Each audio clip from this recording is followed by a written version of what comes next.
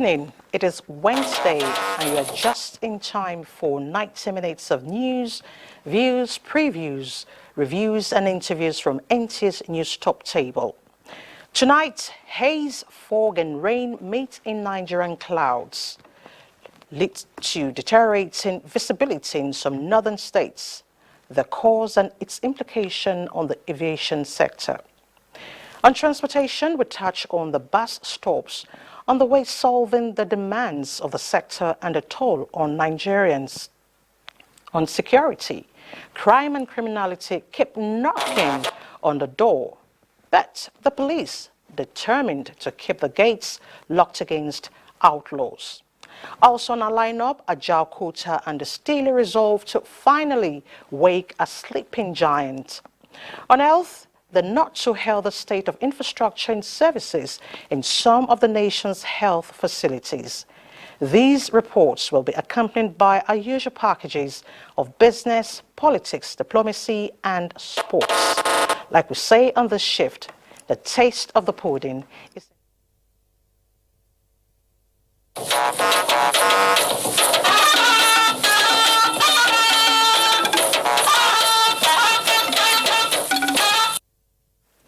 The federal government has implored the Northeast Development Commission to prioritize investments in legacy projects in the areas of agriculture, education and smart transportation.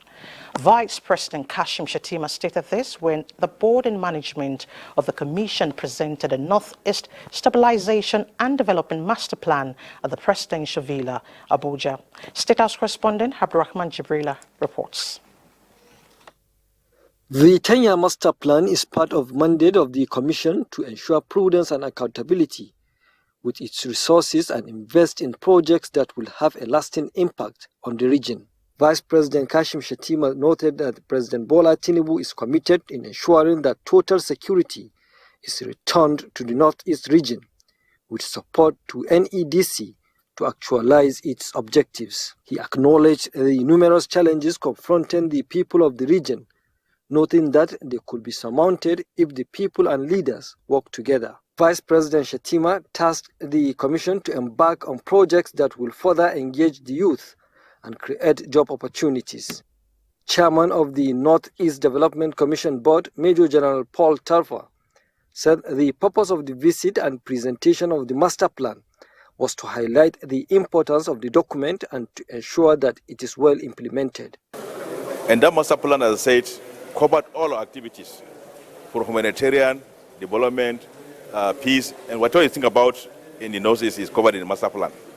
The master plan has 4 phases for implementation, starting from the low-hanging fruits that will stabilize the situation, up to the final development, encouraging people to come and invest in the Northeast. Then we have 11 pillars. These 11 pillars covers almost all the sectors. You can think of education, health, agriculture, and so on and so forth. And also have one very important sector, we call it a connected region. That is cross-state kind of pillar that will get us to do things that will benefit all the 6 states in the region. The master plan was in fulfillment of Section 8, subsection 1C of the NEDC Act, which stipulates that the Commission shall develop a master plan based on the need assessments of the zone. From the State House, Abraham Jibrila, NTA News. To a procurement process, the House of Representatives has passed a resolution to investigate alleged abuse of the powers of the Bureau for Public Procurement.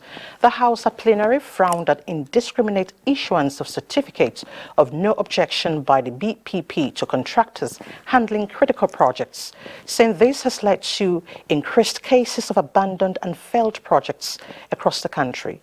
National Assembly correspondent Mitari Ikben brings us details. A motion by Representative Peter Akbanke indicates that arbitrary grant of certificate of no objection to contractors without the mandatory post-procurement audit of their contract performance amounts to violation of sections of the Public Procurement Act. Worried that if urgent steps are not taken to investigate the allegations and address any proven infractions, the Bureau of Public Procurement is likely to transform itself from a regulator to a disruptor. Sequel to 2 separate motions, the House also resolved to investigate environmental devastation in oil-producing communities in the Niger Delta region.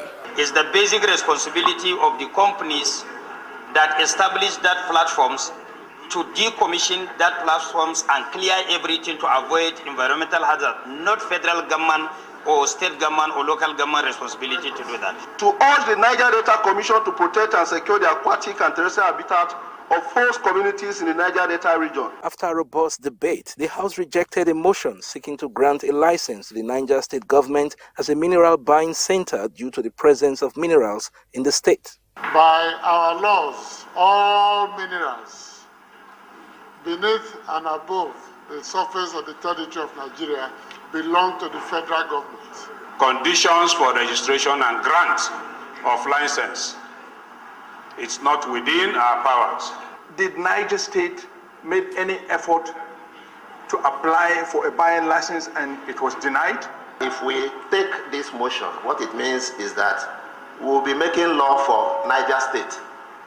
And I think that is the exclusive preserve of the Niger State House of Assembly. I'll step down this motion at this time and consult with my state governor. 25 bills passed first reading, including the National Vocation Center Establishment Bill 2023, while several infrastructure motions were referred to relevant standing committees for action. From the National Assembly, Mitaire Ikben, NTA News. Now let's talk national values.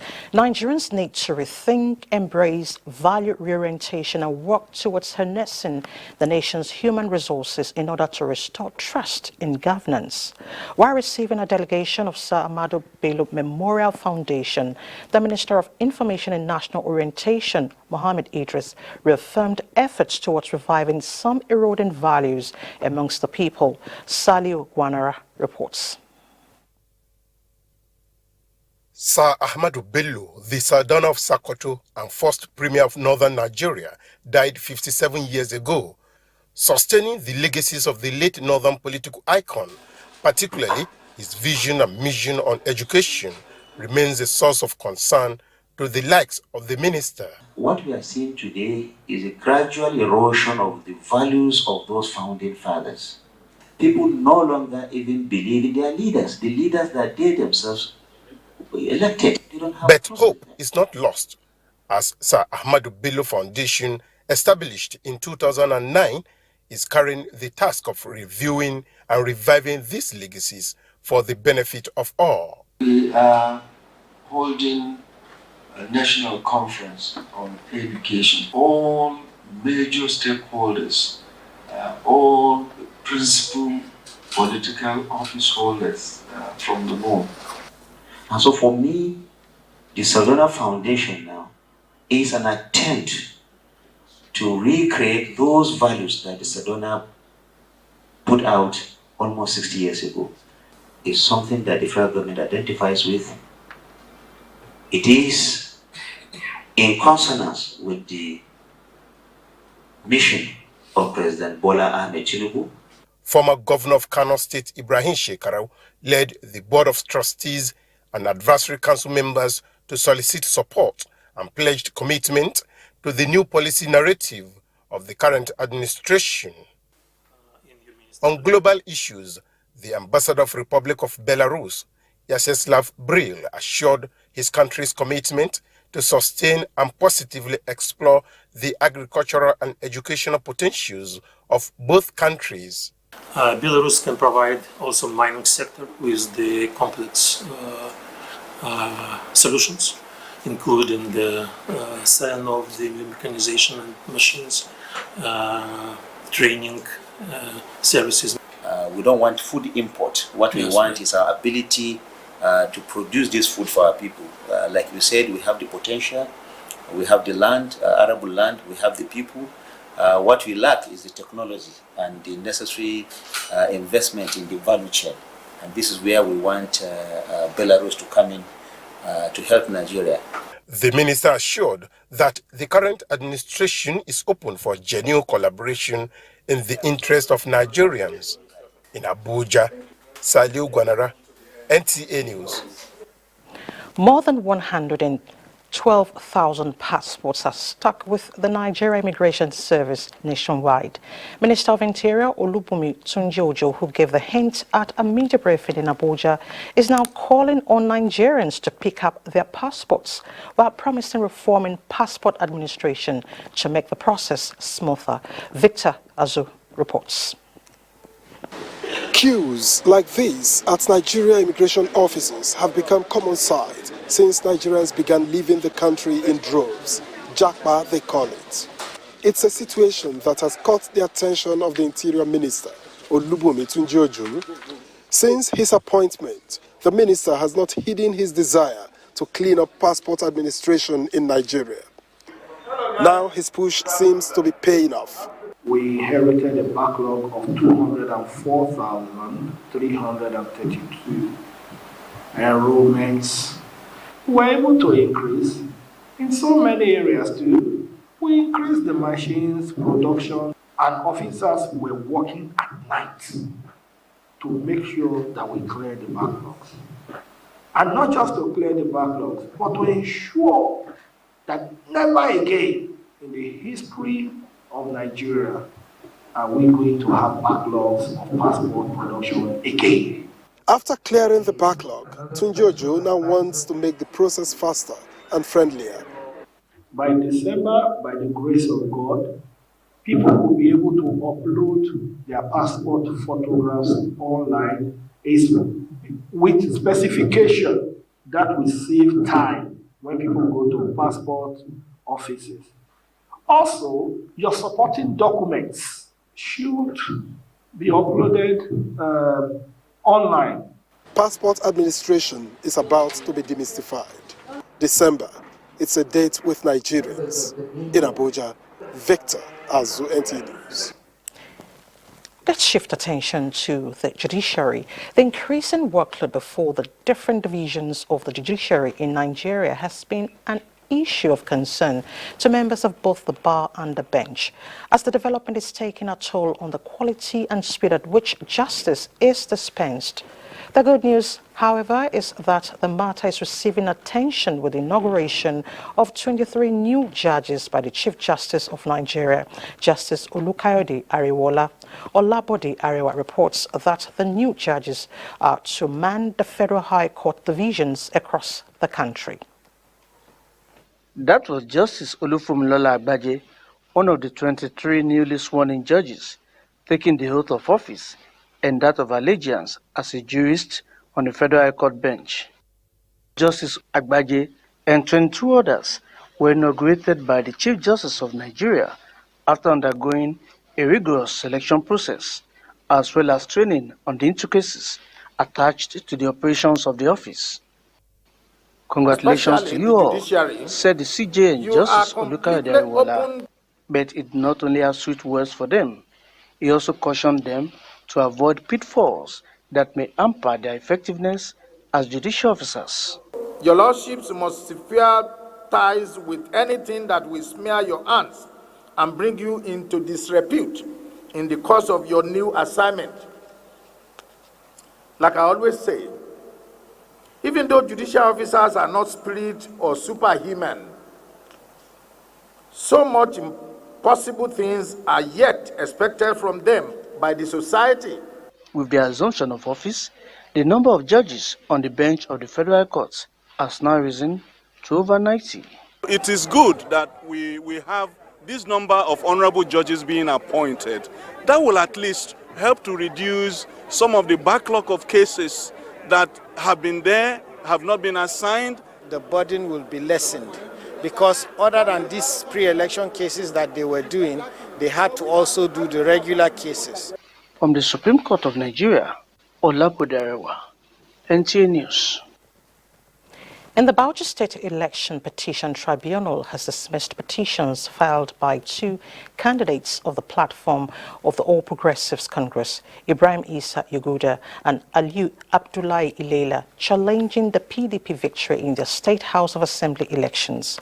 The tribunal judge, Olawoyin Ibijoke Olabisi, said the dismissal was as a result of lack of merit on the evidences provided by the petitioners. Haliru Ahmed reports.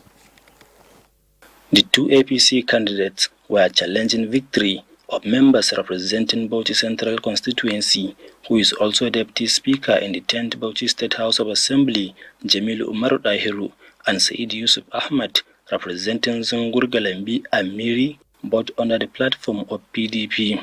It was after a series of sittings and presentations of witnesses, the tribunal judge, allowing Olabisi, dismissed the petition for lack of merit and affirmed the elections of the two PDP members in the State Assembly. Out of the 9 polling units, the tribunal has found that the petitioners were not able to establish the allegations in respect of the polling units, talking about mutilation of results, overvoting, non-compliance with the Electoral Act. In respect of 8 polling units, it is only in respect of 1 polling unit that the tribunal has found. We have already stated it even in our own pleadings, and even one of their own witnesses like PW Toff, they call, which is a INEC official, he even stated in the course of cross-examination that the election was conducted free, fair, and credible. Efforts by the NTA News to hear from the petitioners' counsels were unsuccessful. In Bauchi, Halil Ahmad, NTA News. Let's talk weather. You know, it affects you and I. Throughout last week, some cities in the country, including Abuja, experienced rainfall, especially in the evenings. This week, there was a sudden change in weather, which is not only windy, but dusty with poor visibility. The situation is even worse in the northeast and parts of the northwest. What is the reason for the change in weather? Musa Aliu went in search of an answer. This is the situation in Maiduguri, the Borno state capital, as at Wednesday, 9 o'clock in the morning. Dusty weather with poor visibility across the city, which lasted throughout the daytime. Similar hazy condition was reported in parts of Kano, Yobe, Jigawa, Katsina and Niger states. Abuja, the federal capital, was not left out, as it also recorded low visibility and with humidity. Weather is extraordinary. Extraordinary because generally the Harmattan sneaks in, but it has come in full force. It's very intense. The Nigerian Meteorological Agency, NIMET, had earlier alerted airline operators and advised them to avail themselves of weather reports from the agency for effective planning of their operations. Investigation at the Nnamdi Azikiwe International Airport reveals that there were flight cancellations in Maiduguri Airport and Zaria due to atmospheric change. The Nigerian Meteorological Agency says the change in weather is as a result of movement of dusty wind from Chad and Niger republics, leading to low visibility of between 1,000 and 400 meters.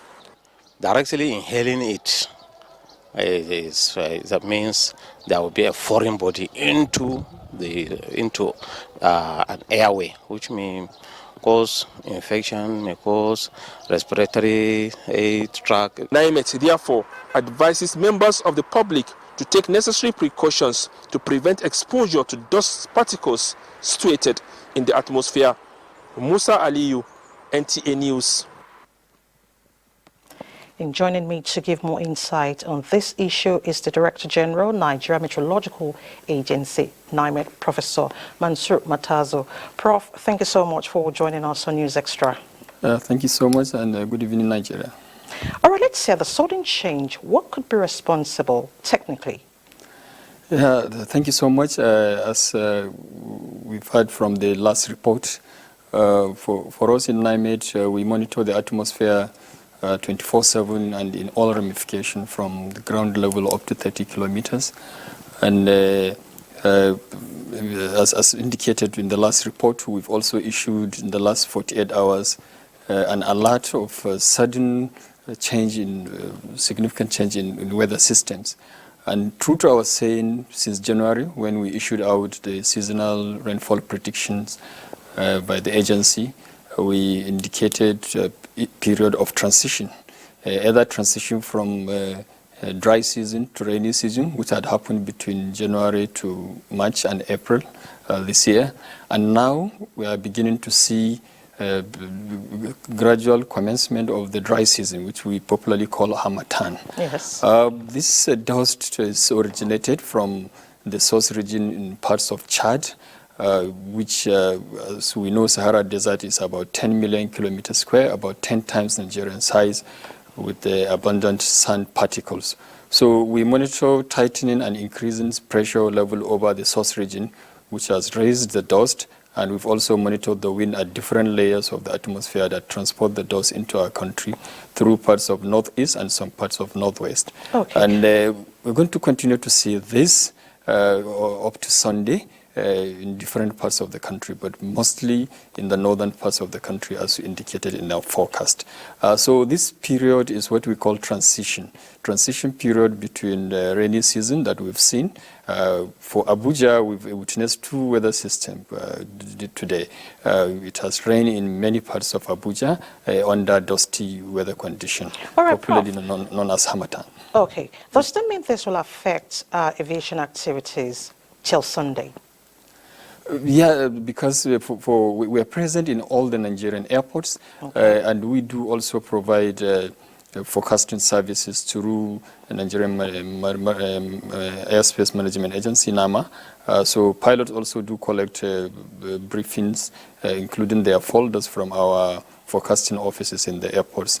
And for all the airports, based on the available navigational equipment, they do have what is called their weather minima. Which determines either, especially for this weather, it affects visibility, horizontal visibility and oblique visibility for flying stakeholders. So we advise airlines to take weather information very serious and always relate with our officers. And also for major international airports, we do even have a pilot briefing room, so whereby we have audio visuals and our technical staff to discuss the weather systems for the flying community. So definitely there will be, and we've already started seeing some cancellation due to poor visibility. But it's not something that of serious concern because we do provide the report per minute per second with 30 minutes update in all the Nigerian airports. Okay. All right, but you know, the north central states, especially Abuja and, you know, its environs, have been experiencing, witnessing increased rainfall, mostly in the evenings. What does this imply? Actually, in this type of transition period, as we know, rainfall is precipitation, and it's a process like you are cooking meal in your kitchen. So by the time in all the northern states, just 48 hours ago, the ITD line that divides the moisture wind from the southwest and the dry wind from the Sahara Desert was almost at 17 degrees north, right inside Niger Republic. So the whole of Nigeria, as at 2 days ago, was under the whole of the country, parts under wet, moistured wind, which prevails. So that means a lot of humidity and then also abundant solar energy. So this incursion of the dust particles will now create additional ingredients for precipitation or rainfall to be formed in the atmosphere. You need what we call condensation nuclei. So this is what has triggered some of the rains around the north central parts of the country. But as of today, the ITD has collapsed to about 14 degrees north, which is around Nigerian border. So that means there will be increasing dryness, especially in the extreme northern states. But we are going to have this because this dust is concentrated at the lower part of the atmosphere, but we also have humid air above the dust. So we could continue to have some of these occasional showers in the evening. Okay. Oh, now, if we were to consider farmers in Nigeria, does this mean this is signaling the end of the farming season for those that planted late? Yeah, for our seasonal rainfall prediction that we've released as early as January has detailed information cutting across all the 774 local government areas of Nigeria.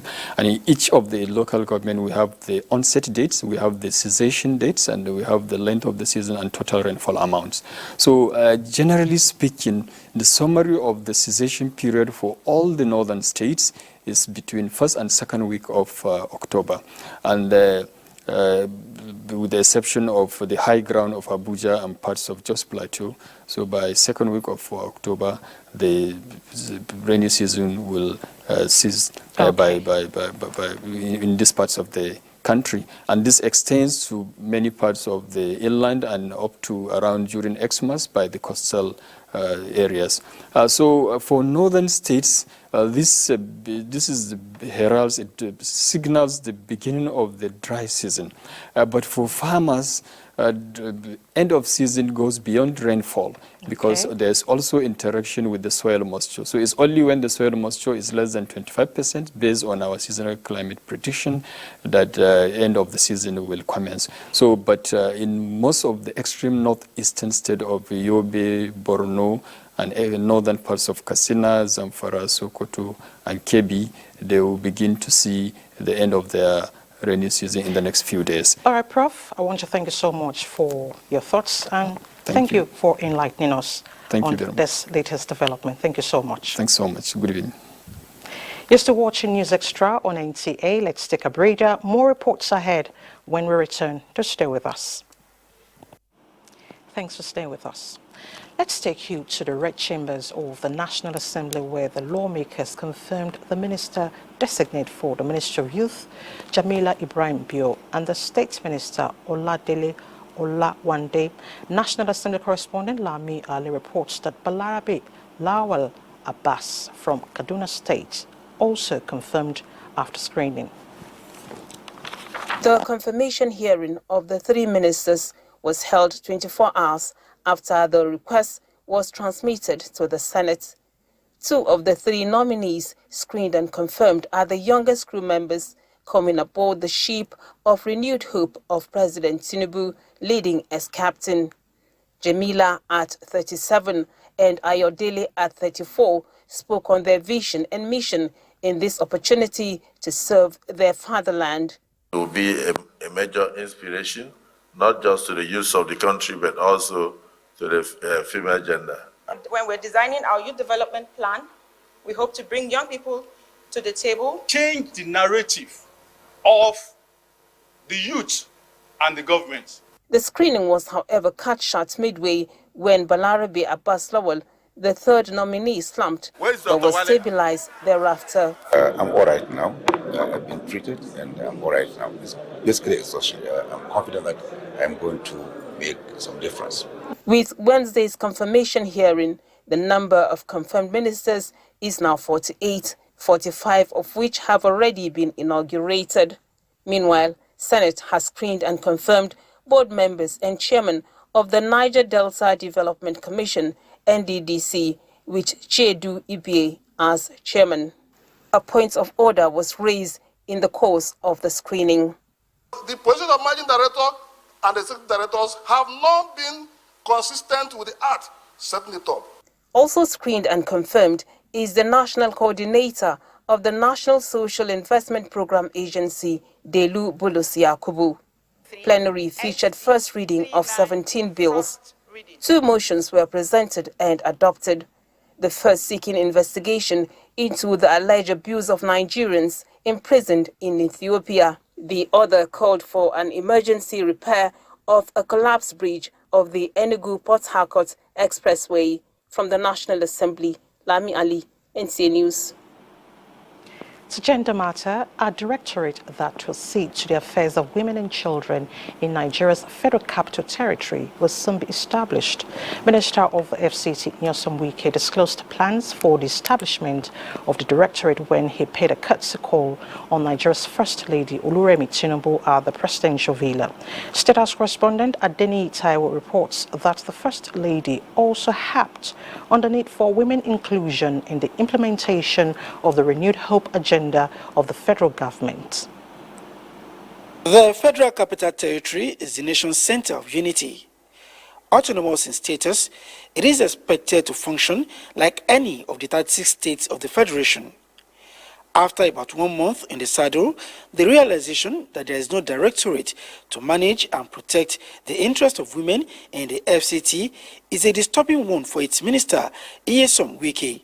Enough to necessitate this visit to the office of Nigeria's First Lady, Oluremi Tinubu to seek collaboration. Honorable Minister, I want to commend you for hitting the ground running. Happy with our guest and the prospect of his visit, not just in the area of women inclusion, but also in agricultural development, the First Lady says strategic alliances must be forged to streamline and drive policies that favor Nigerian women. We also even went to as far as Belarus to study what they are doing, and they have so much to offer, in different areas, and they are willing to.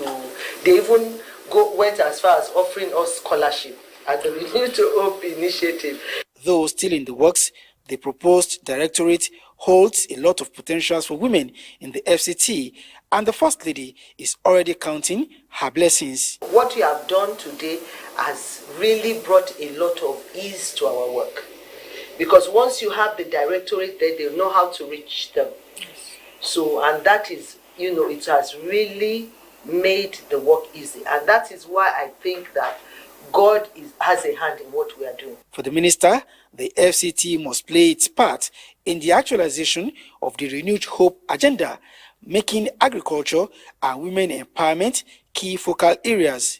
The collaboration with the Office of the First Lady, he says, is a fitting prelude to a presidential approval. So as I go back now, I'm going to make a memo to Mr. President to approve the creation of directorate of women, so that we can have a directorate that takes care of women and children. Taking hard decisions is one trait he shares with the president. More importantly, it is what the current race to recover Nigeria also demands. You will take certain decisions that will bring about those changes that will make us survive very well as a nation. But see, what they want is say it now, do it now, which is not that. So those are the changes that say hard decisions will be taken. Let us be patient. In the State House, Adeniyi Taiwo, NTA News. Well, allow me at this point to be gender sensitive. I think that is a great initiative for women and children. Now, imagine starting off your daily routine in luxury and at an unimaginable cheap price. This is perhaps the best description of the life-changing impact of the intra-city transit buses Governor Babagana Umar Zulum has introduced in Maiduguri. Yaro Weya Umar, who had a first-hand experience of a luxury-packed ride round the city, says it is a wow experience. It's early morning and the densely populated Borno State capital Maiduguri comes alive as citizens and residents prepare for their daily engagements. Ahead of their individual preparations is the preparation of the government for their commuting convenience.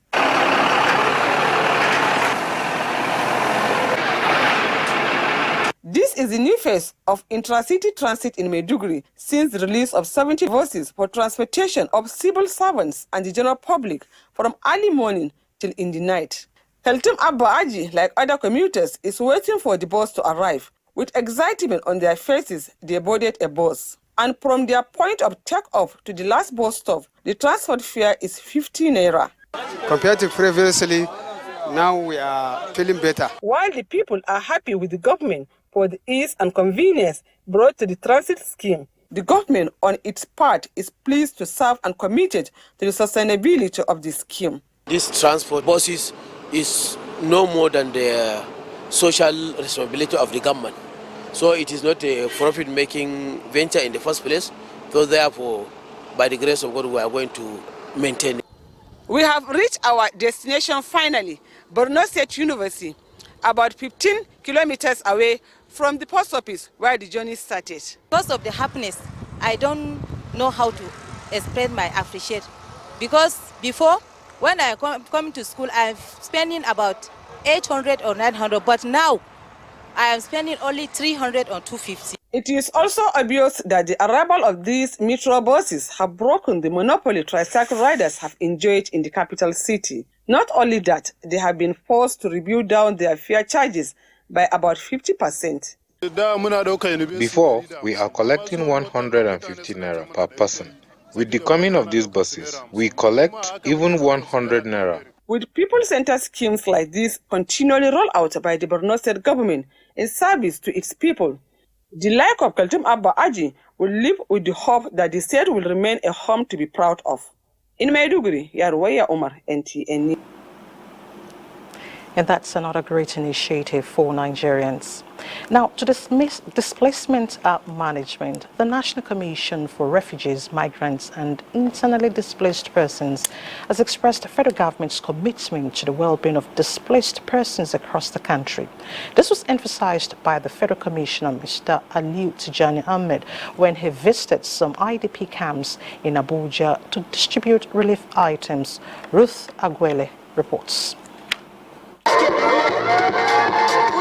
It is a new dawn for these internally displaced persons in Durumi camp, here in the Federal Capital Territory, who are excited as their hopes have been ignited.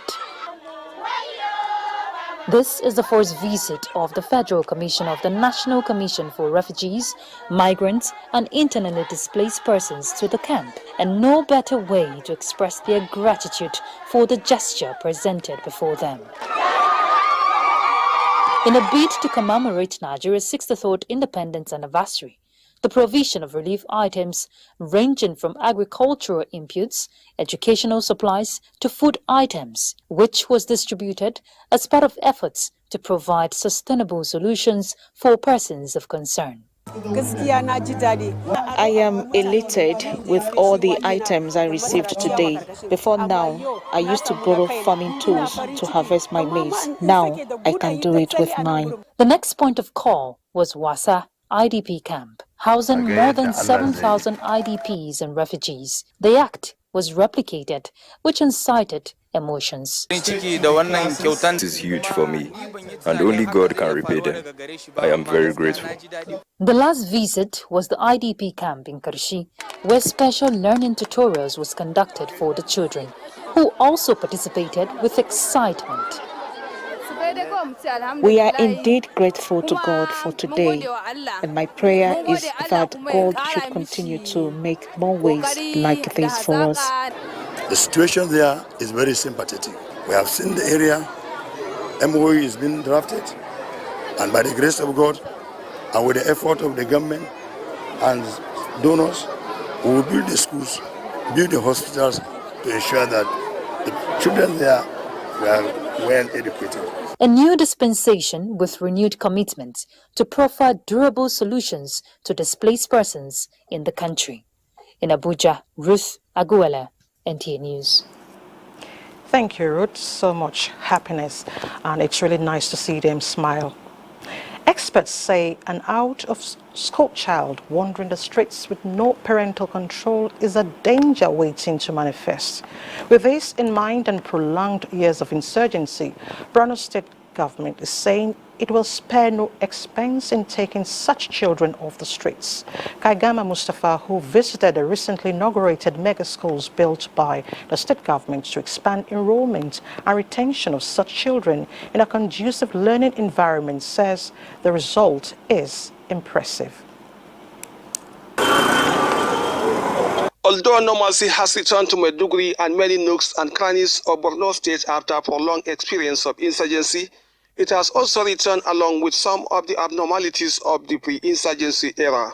One of these abnormalities is street begging, especially among children and minors whose future is in jeopardy as a result of lack of access to education and poor parentage.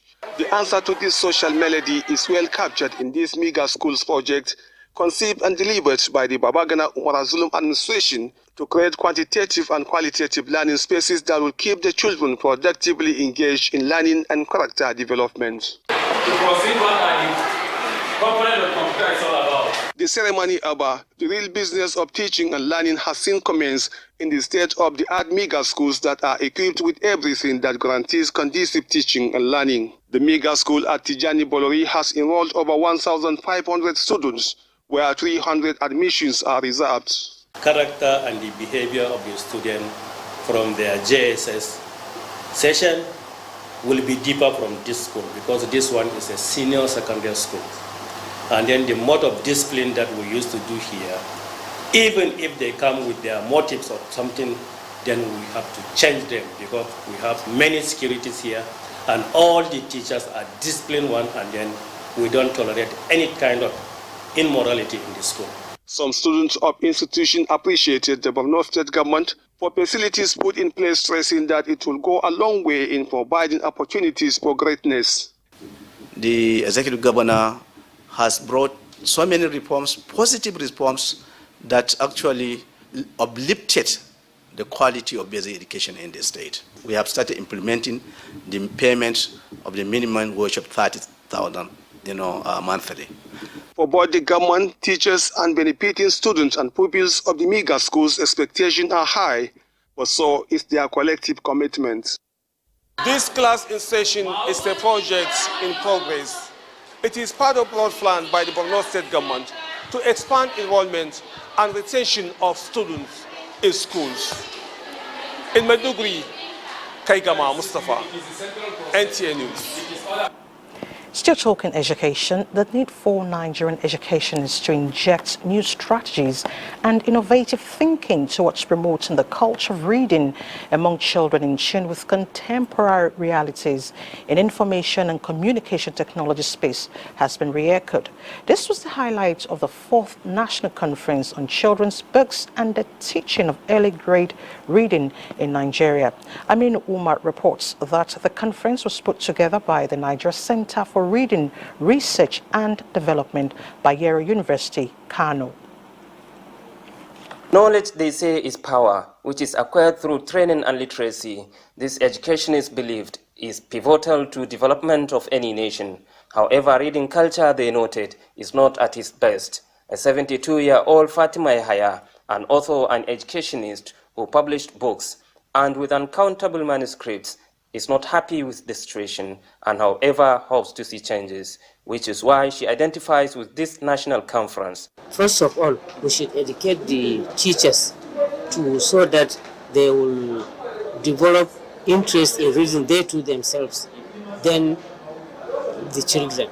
The 4th National Conference on Children's Book and the Teaching of Early Grade Reading in Nigeria, organized by the Nigeria Center for Reading, Research and Development, Bayero University, Kano, is a step towards improving the culture of reading and the training of early grade reading teachers in Nigeria. If we're able to capture young children to start reading at very early age, it means they will grow up with the reading culture. The National Reading Framework is saying reading should also be taught in English at that level.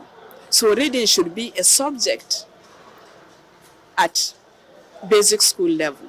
The center also inaugurated a resource room named after an American lady, Rebecca Rhodes, who spent many years uplifting reading and literacy in more than 40 countries, which is open to researchers, teachers, and students as a reference library. In Kano, Aminu Umar, NTA News. Now learning is getting better. It is not every day an organization or institution clocks the golden age. Now, for the Federal Government Girls College, Kazare in Jigawa State, established in 1973 and one of the 19 unity schools in the northern Nigeria, it is a big deal. It is no wonder, therefore, that the Old Students Association of the school came calling on the DG NTA, Saliu Abdulhamid Dembos, to solicit support of the largest TV network in Africa to stage a memorable celebration. Christiana Akonde tells us about the engagement. Coined from the national prayer of the country to defend her unity and uphold her honor and glory, Nigeria's greatness is assured by bringing to the fore peace and equity through the establishment of the unity schools. These and more are the reasons for the commemoration of the 50th anniversary of the Federal Government Girls College, Kazare, Jigawa State. So we're using this 50th anniversary to call on all our members to unite again so that we align with the renewed hope of this administration to show the upcoming ones that Nigeria is always better together. And we know that there is no better way that we can reach out and do that than coming to the NTA, because NTA is the biggest network in Africa, and in NTA, we know you can't beat the rich. The Director General NTM Salihu Abdulhamid Dembos commended the association for the initiative and encouraged the members not to relent in the effort to bring themselves from all spheres of life to foster unity and prosperity. Again, I would like to assure you, of course, Nigerians, that the Nigerian Civil Authority will do everything possible to make sure that the issue of sustenance of peace and tranquility in this country is sustained.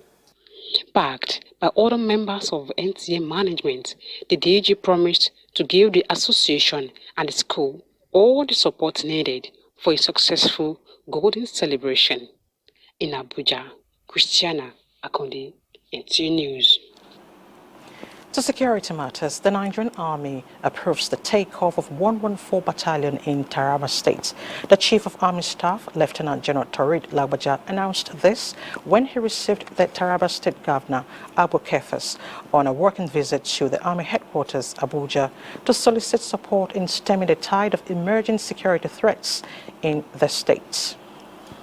We want to expand the frontier of peace and stability in Taraba, provide more combat enablers for 6th Brigade and the garrison. I will also ensure the quick takeoff of 114 Battalion, such that we have more boots on the ground.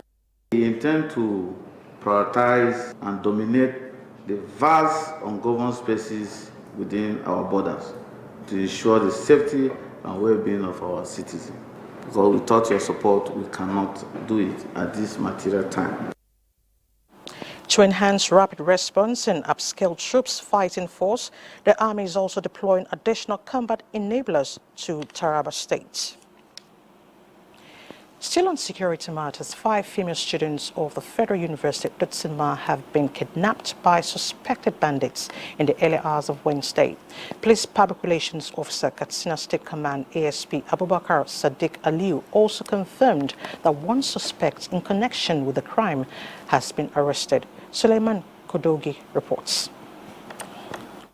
Suspected bandits in the early hours of today at about 2 a.m. abducted 5 female students of the Federal University Dutema. The State Police Public Relations Officer, Katsina State Command ASP Abubakar Sadiq Aliu, confirmed that the adoption took place at Marham Ajiri area off campus of the university, quietly without a gunshot. The command is on top of the situation and it's making frantic effort to make sure that the victims were rescued unhurt, as investigation is currently ongoing, and we have succeeded in arresting one person suspected to be in connection with the incident and is currently under investigation.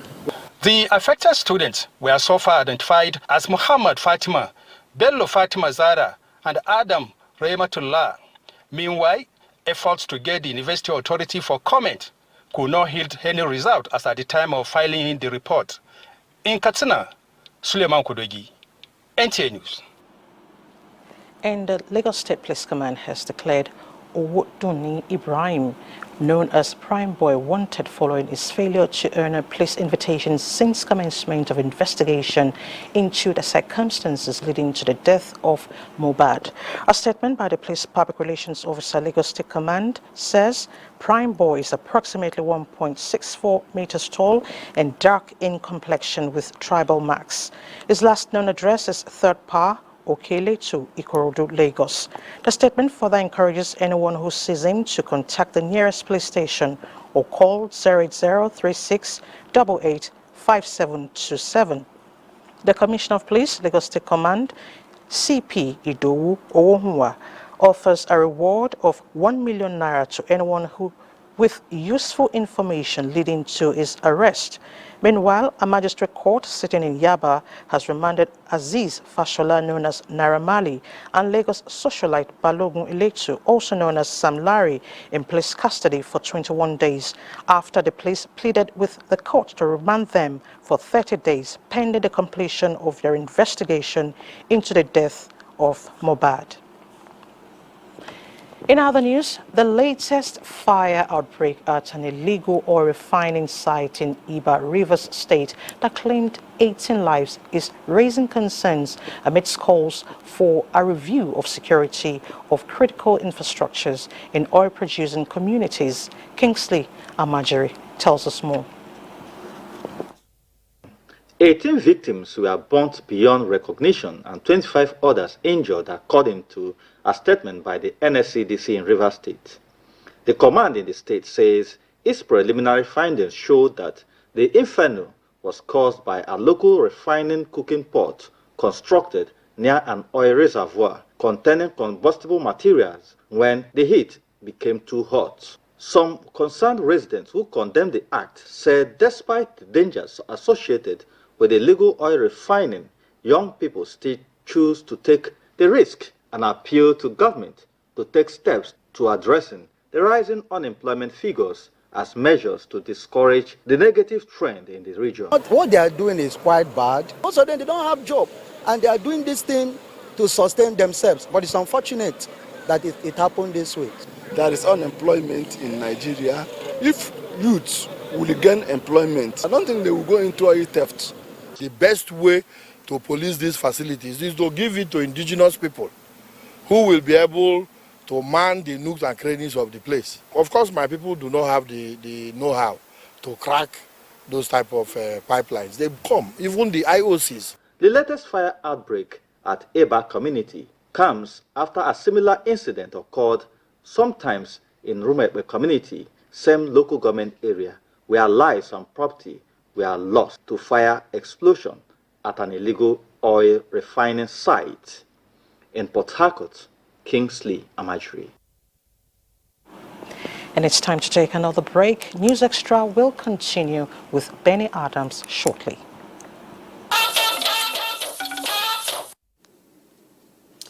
Welcome to business. The acting chairman of the Federal Inland Revenue Service, Zacchaeus Adedeji, says the country's solid minerals resource is now the toast of the present administration, describing it as the next oil government is relying on to boost the economy. Adedeji, while visiting the Minister of Solid Minerals, Dele Alake, said the country's declining oil and gas sector contributes 78%, which makes solid minerals the sector that can rescue the economy. So, by implication, our sustainability as a country is at risk if we don't have development in this area. So, it is not a matter of choice for us. Forget every other thing. I just gave you data that 78% of all revenue in Nigeria, whether directly or indirectly, comes from what is going to die. Henceforth, anybody desirous of investing in this sector must add local value, not just to export the rocks. You must establish a factory that will produce something from the mineral that you are taking. Dr. Alake, while receiving Samuel Azuberu, President of Africa Finance Corporation, on a similar visit, said the ministry is committed to developing the necessary data needed to advance the $700 billion value under the ground under the Big Data strategy. Samuel Azuberu advocates a framework for better collaboration with industry players. And once we give you the prospecting license, you must show us further work that you have done, that will give you a mining license. And for you to sustain a mining license, you must have ESG metrics that you maintain and sustain on a yearly basis. A quick look. Director General of the World Trade Organization, Ngozi Okonjo-Iweala, is urging members of the WTO to step up efforts so as to deliver a possible outcome on cotton for the organization's 13th Ministerial Conference next February. In a remark delivered at the opening of the World Cotton Day 2023, hosted by the United Nations Industrial Development Organization, UNIDO, in Vienna, the Director General admitted that 20 years of negotiations at the WTO on trade aspects of cotton have failed to reach final and main result. The WTO boss acknowledged that cotton producers in least developed countries are grappling with numerous challenges that are negatively impacting the sector and the livelihoods of those depending on the crop. She explained that the coming weeks offer a short window of opportunity for members to define and pursue what they consider to be an appropriate cotton outcome at MC13, calling on members to engage with each other to explore possible landing zones. The Ministerial conference will take place from 26 to 29 February in Abu Dhabi, United Arab Emirates. And a quick look at the markets. Investors in Nigeria's equities market lost about 158 billion naira on Wednesday, the second trading day this week. After the public holidays, the market failed to sustain previous day's rally after investors sold banking and hotel stocks. At the end of trading, a total of 657.5 million shares in 6,646 deals, corresponding to a market value of 4.5 billion, were traded. Today's data shows 80% improvement in volume, 19% improvement in turnover, but 12% decline in deals. The current market capitalization is 36.4 trillion naira. Universal Insurance Company recorded the highest volume of 336 million traded shares, followed by Fidelity Bank and Consolidated Hallmark Insurance. Well, that is business news. News Extra continues with Elizabeth. Elizabeth, it's nice doing business with you. Nice doing business with you too. Thank you, Benny. Nigeria in a moment of renewed hope. This slogan of the Tinubu presidency befits a Jalkota steel situation. A separate ministry created for steel development, and the pioneer minister Shuaibu Abubakar Audu is optimistic that within 3 years a Jalkota steel plant will be operational. After inspecting the facility in Kogi State, Mia Ogidi reports. Ajakuta Steel Company, an old story with a new promise. Pioneer visit for a pioneer minister of steel development to Ajakuta Steel Company. An excited staff with expectations. Spend 8 years for me to retire now. Anybody that come, we say, we praying that here we go today, tomorrow, today. Up till now, Ajakuta is not working. Sitting on large expanse of land, the expected home of Nigeria's industrialization. A dream yet to be achieved 44 years after. After inspecting the facility, the minister says the jinx is breakable. First of all, I think there are two things that we're going to do. We're going to put together a 3-year roadmap for the revival of the Ajakuta steel plant, and we're going to put a 5-year roadmap for the revival of the steel industry in Nigeria. A lot of foreign investors have shown interest in terms of partnering with us to, first of all, do some technical audits to ensure, to be able to determine which of the production units can be resuscitated within the shortest possible time. With the next couple of years, we can participate also as partners to the government for this project. And what we need to do is to key in that mission and ensure that we can restate this plant within a very short possible time. Previously, we are looking at over $1 billion to $1.5 billion, but we want to re-evaluate. That's what the minister has just said. Breaking 44 years jinx in reviving the Ajakuta Steel Company within 3 years is indeed a tall task. And if this is achieved, no doubt Nigeria is on the right track to its journey of industrialization. From the Ajakuta Steel Company in Kogi, Mia Ogidi, NTA News. Thank you, Mia.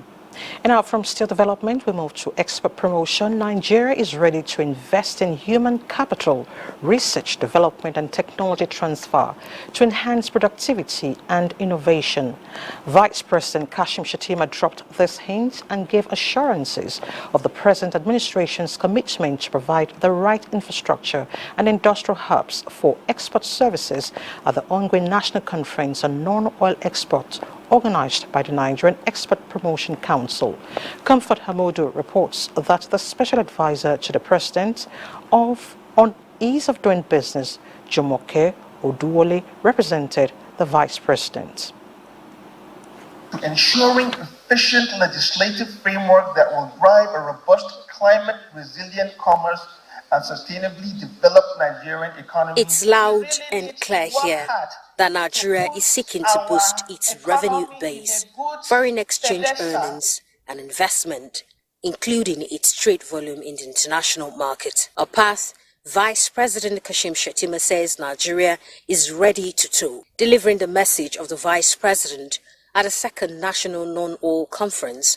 Jumoke Oduwole, Special Advisor to the President on Ease of Doing Business, underscored the paramount importance of diversifying the nation's economy through non-oil export. We must forge strategic partnerships, improve market intelligence, and leverage existing trade agreements to expand our market reach and reduce our dependency on a few well-established markets.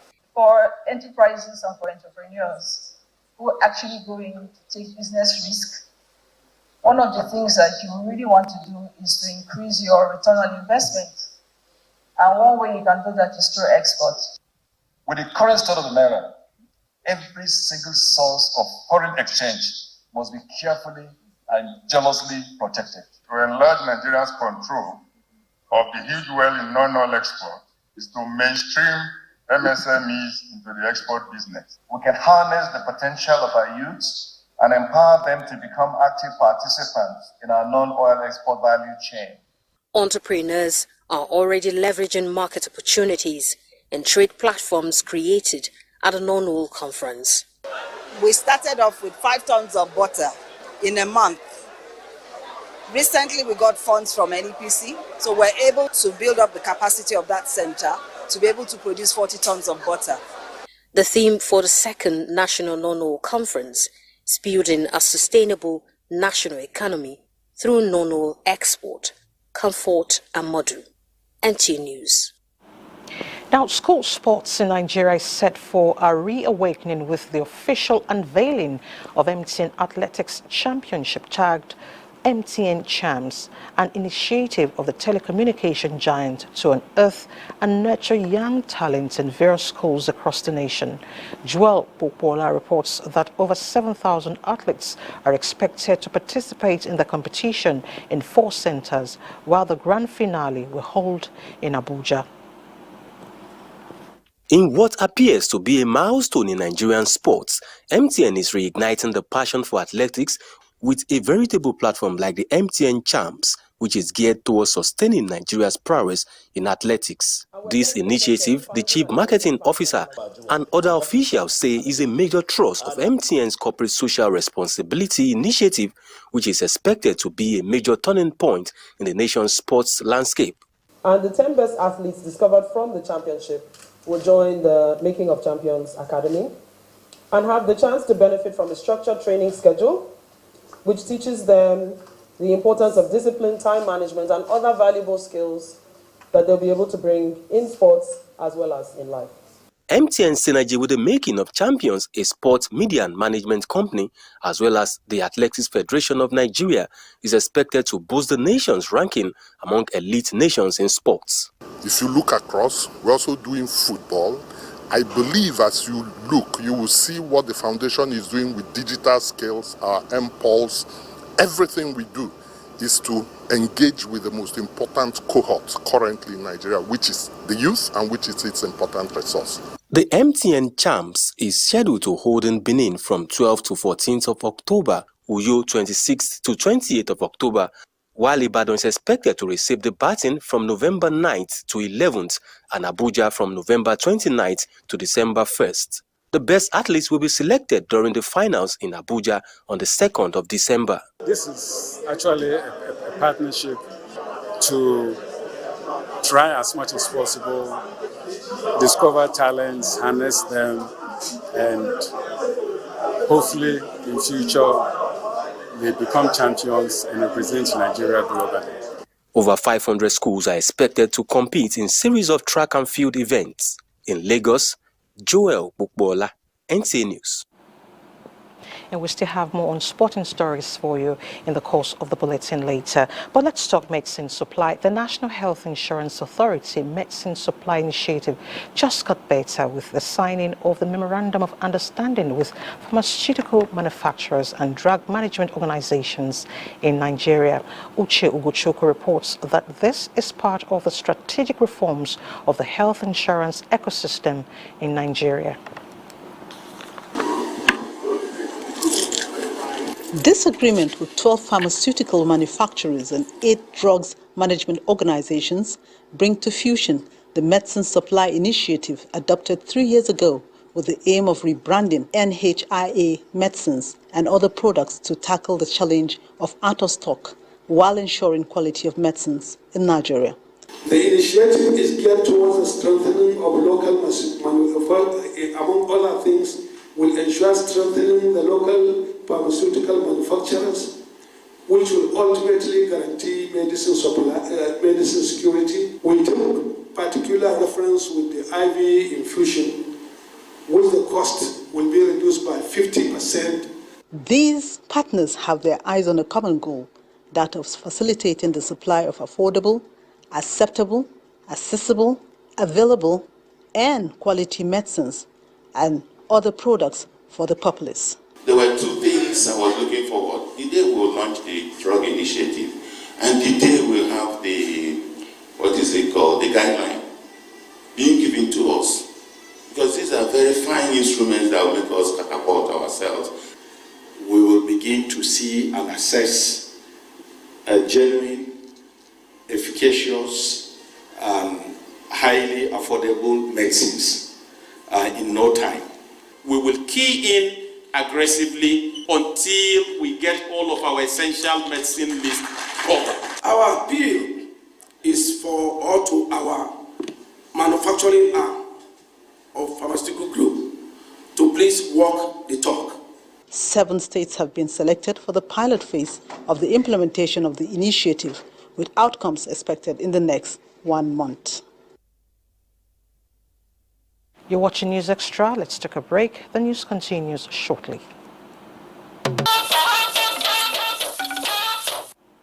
Glad to know you're still there.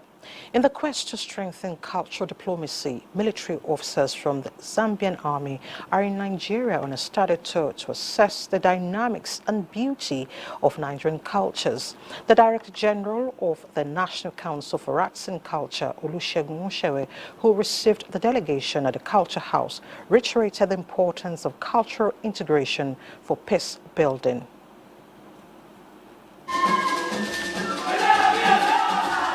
In fostering cultural understanding and giving its military personnel a broader perspective to other climes, Zambia has sent a component of its military to Nigeria to take in her culture. Multiple research efforts have shown that cultural expressions have increasingly become the direct targets of systematic and deliberate attacks in conflicts across the globe.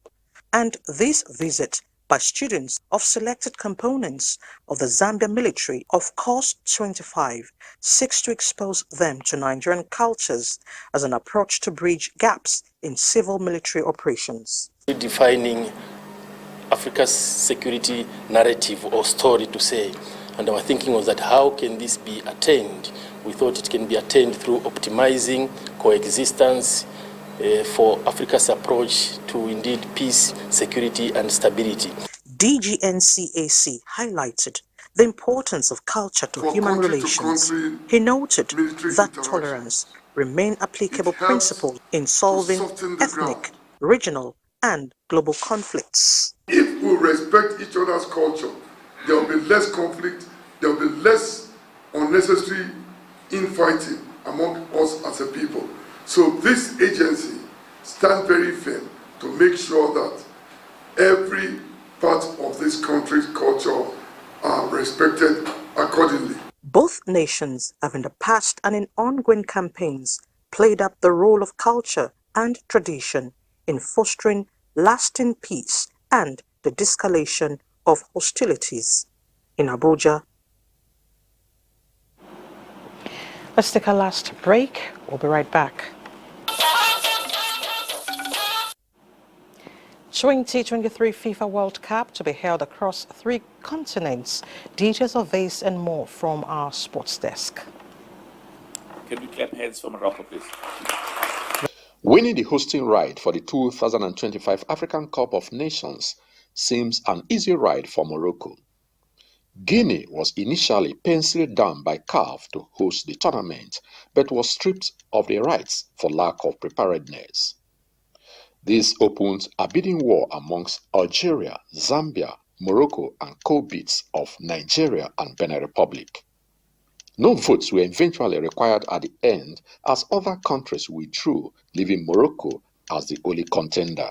If you want the best of the game, if anybody can be given an hosting right, given some level of political consideration and maybe the amount of money and for the team to go around every region. But if you are looking for the best as of today, I think Morocco deserved everything that was given to them.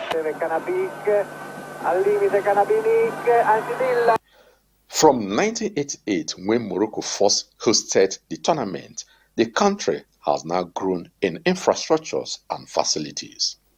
From Rabat to Tangiers, Casablanca to Marrakesh, and Agadir to Fez, the stadium facilities no doubt put the North African side in a vantage position even to host the 2030 FIFA World Cup, has been aspired alongside Portugal and Spain.